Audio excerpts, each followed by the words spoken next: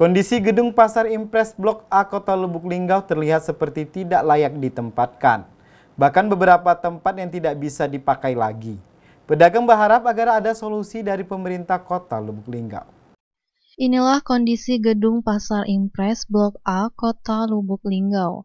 Terlihat seperti tidak layak ditempatkan lagi, bahkan beberapa tempat yang tidak bisa dipakai lagi untuk berdagang.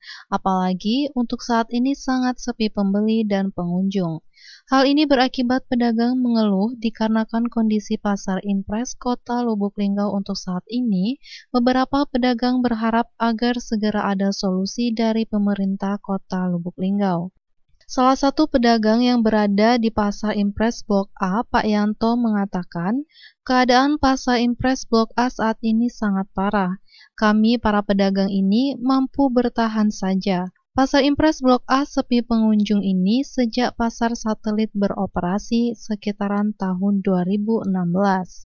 Saat ini, Pak. Wah, udah parah kali sekarang Pasar Impres ini, Pak. Bisa dibilang apa lagi. Mampu bertahan baik gitu. Jangan dari lokal lain istilahnya kan. Kita warga mana, Pak? Kita warga Karya Bakti. Karya Bakti, Pak.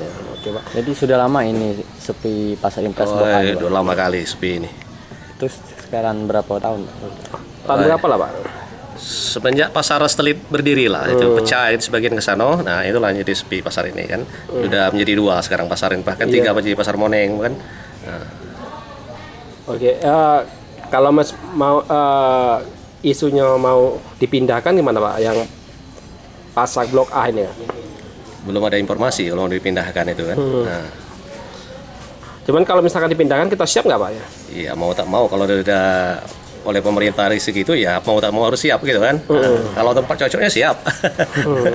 Ya, Pak, ini kan kita masih bertahan di pasar ini, Pak. Itu alasannya apa lah, Pak? Ya nggak ada tempat lain lah istilahnya. Kalau ada tempat lain lebih bagus ya. Di berapa udah, Pak? Nggak bisa cerita aja lah sekarang nih. Sekarang minus segala sekarang nih. Nggak ada sepi semua pasaran nih. Iya. Tanggapan kita, Pak, apa lah, Pak?